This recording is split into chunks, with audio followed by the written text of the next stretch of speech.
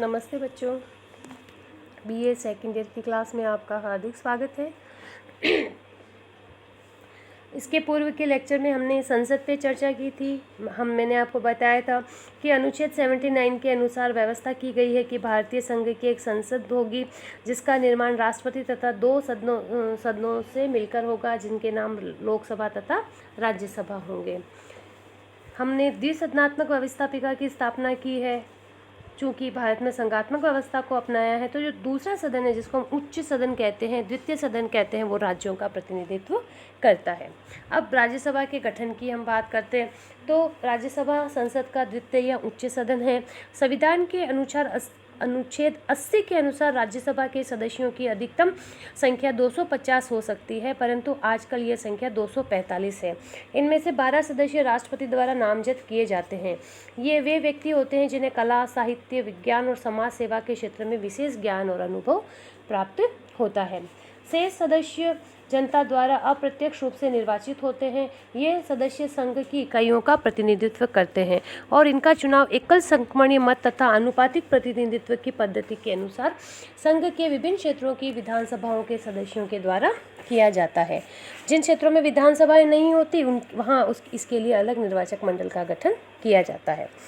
हमारे संविधान में इकाइयों को राज्यसभा में जनसंख्या के आधार पर प्रतिनिधित्व दिया गया है बच्चों, जबकि अमेरिका में हर राज्य को, वहाँ 50 राज्य, तो हर राज्य 2 प्रतिनिधि भेजता है, लेकिन हमने जनसंख्या के आधार पर दिया है प्रतिनिधित्व, तो हर राज्य का अलग अलग है। जहाँ यूपी 31 सदस्यों को निर्वाचित करके भेजता है, वहीं राजस्थान से मात्र 10 सदस्यों का निर्वाचन किया जाता है। संविधान में यह व्यवस्था थी कि एक राज्य की जनसंख्या के प्रथम 50 लाख व्यक्तियों तक हर 10 लाख व्यक्तियों के लिए एक, और उसके बाद हर 20 लाख पर एक के हिसाब से प्रतिनिधित्व प्राप्त होगा। डॉक्टर लक्ष्मणमल सिंघवी के अनुसार भी यही कहा गया है कि राज्यसभा के गठन के 4 सिद्धांत हैं: अर्धसंघीय प्रतिनिधित्व सिद्धांत, संयुक्त पुनर्विचार, नियंत्रण और संतुलन का सिद्धांत। हाल ही में राज्यसभा के निर्वाचन की दृष्टि से 2 संशोधन किए गए हैं। प्रथम, राज्यसभा के लिए चुनाव लड़ने वाले प्रत्याशी के लिए अभी आवश्यक नहीं है कि उसका नाम उसी राज्य की मतदाता सूची में हो जहां से वो चुनाव लड़ रहा है। अब भारत के किसी भी राज्य की मतदाता सूची में अगर नाम है तो भी व्यक्ति राज्यसभा का चुनाव लड़ सकता है। और दूसरा, राज्यसभा के लिए अब जो चुनाव होता है वो गुप्त नहीं होकर खुला और पारदर्शी होता है, जो मतदान होता है। ठीक है। अब बच्चों, योग्यता और कार्यकाल की हम बात करते हैं तो जहां लोकसभा में 25 वर्ष की आयु है, वहां यहाँ 30 वर्ष की आयु रखी गई है। भारत का नागरिक होना चाहिए, 30 वर्ष से उसकी आयु कम नहीं होनी चाहिए, वह लाभ के पद पे नहीं होना चाहिए, विकृत मस्तिष्क का ना हो, दिवालिया ना हो, तो ये सब योग्यता उनकी रखी गई है। कार्यकाल की जहाँ तक बात है बच्चों, जहाँ लोकसभा का कार्यकाल 5 वर्ष होता है, वहीं राज्यसभा एक स्थायी सदन है। इसके सदस्यों का कार्यकाल 6 वर्ष होता है। इसे स्थायी सदन इसलिए कहा जाता है क्योंकि इसे एक तो राष्ट्रपति भंग नहीं कर सकते, और पूरी राज्यसभा का चुनाव एक साथ नहीं होता है। एक व्यक्ति जो राज्यसभा का सदस्य बनता है वो अपना कार्यकाल के 6 वर्ष कंप्लीट करता है, और हर 2 साल बाद 1/3 सदस्य सेवानिवृत्त हो जाते हैं और नवीन 1/3 सदस्य पद ग्रहण कर लेते हैं। तो जब एक साथ चुनाव ही नहीं होते तो हर 2-2 साल में नए सदस्य जुड़ते जाते हैं और पुराने सदस्य सेवानिवृत्त होते जाते हैं। अब पदाधिकारियों की हम बात करें बच्चों, तो संविधान के अनुसार 89 के अनुसार आप ध्यान रखिएगा, भारत का जो उपराष्ट्रपति होता है वो राज्यसभा का पदेन सभापति होता है, और राज्यसभा अपने में से ही किसी एक को उपसभापति निर्वाचित करती है। जो राज्यसभा का सभापति होता है वो उनके सदस्यों की अध्यक्षता करते हैं। वहाँ अध्यक्षता करने के अलावा सदन में व्यवस्था बनाए रखते हैं। जब राज्यसभा का उपसभापति सभापति के कर्तव्यों का पालन करता है तथा यदि कभी उपसभापति का स्थान रिक्त हो तो राज्यसभा का ऐसा सदस्य जिसे राष्ट्रपति इस कार्य के लिए नियुक्त करे, उस समय इन कर्तव्यों का पालन उसके द्वारा किया जाता है।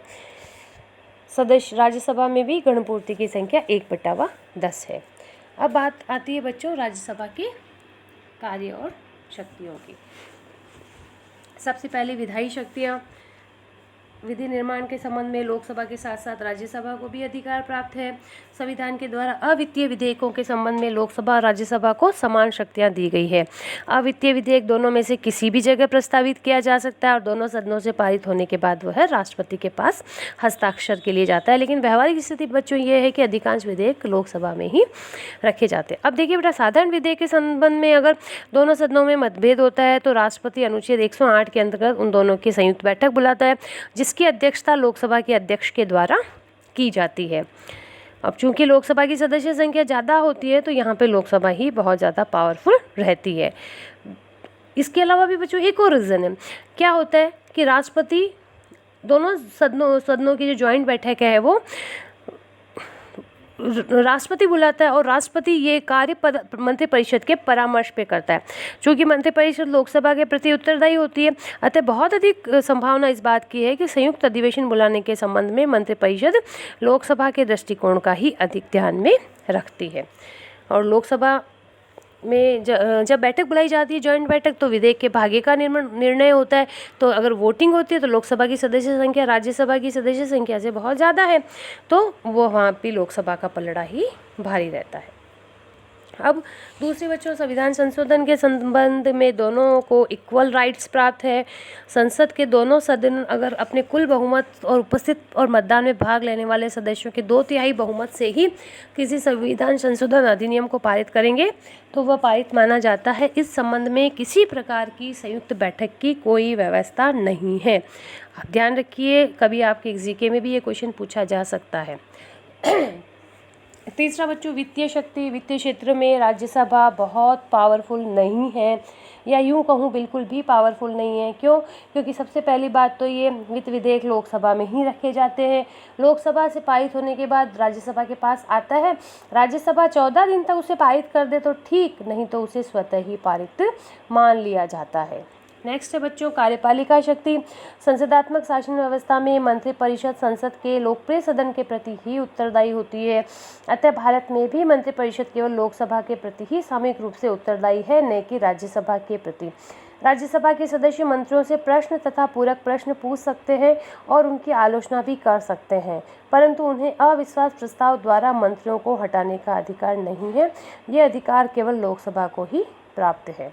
अब इसके अतिरिक्त बच्चों, जब हम विविध शक्तियों की बात करते हैं तो राष्ट्रपति का निर्वाचन राज्यसभा के सदस्यों के द्वारा किया जाता है, उपराष्ट्रपति का निर्वाचन किया जाता है, राष्ट्रपति सर्वोच्च न्यायालय के न्यायाधीशों पे महाभियोग लगा सकती है, और महाभियोग केवल तभी पारित समझा जाता है जब दोनों सदन इस प्रस्ताव को स्वीकार कर ले। राज्यसभा लोकसभा के साथ मिलकर बहुमत से प्रस्ताव पास कर उपराष्ट्रपति को उसके पद से हटा सकती है। उपराष्ट्रपति को पद से हटाने का प्रस्ताव प्रथम बार राज्यसभा में ही पारित होकर लोकसभा के पास जाता है। ये भी आपके जीके का एक क्वेश्चन बनता है। 1 माह से अधिक की अवधि तक यदि आपातकाल लागू रखना हो तो इस प्रकार के प्रस्ताव का अनुमोदन लोकसभा तथा राज्यसभा दोनों से होना आवश्यक है। लोकसभा के विघटन की स्थिति में केवल राज्यसभा का अनुमोदन ही आवश्यक है। आपातकाल में मौलिक अधिकारों के निलंबन के लिए दिए गए आदेश को भी यथाशीघ्र संसद के दोनों सदनों के समक्ष रखा जाना चाहिए। अब इसके अतिरिक्त बच्चों, राज्यसभा को 2 ऐसी पावर प्राप्त है जो लोकसभा को भी प्राप्त नहीं है। वो आप इम्पोर्टेंट है बच्चों, जीके के हिसाब से भी आप अच्छे से सुनिएगा इसे। सबसे पहला है अनुच्छेद 249 ये कहता है कि राज्यसभा उपस्थित और मतदान में भाग लेने वाले 2/3 सदस्यों के बहुमत से राज्य सूची के किसी विषय को राष्ट्रीय महत्व का घोषित कर सकती है। राज्यसभा द्वारा ऐसे प्रस्ताव पास कर दिए जाने पर संसद उस विषय पर कानून का निर्माण कर सकती है। ऐसा प्रस्ताव प्रारंभ में 1 वर्ष के लिए लागू होता है, लेकिन यदि राज्यसभा चाहे तो हर बार इसे 1 वर्ष के लिए बढ़ाया जा सकता है। दूसरा, संविधान का अनुच्छेद 312 के अनुसार राज्यसभा ही अपने 2/3 बहुमत से प्रस्ताव पास कर नई अखिल भारतीय सेवाएं स्थापित करने का अधिकार केंद्र सरकार को दे सकती है।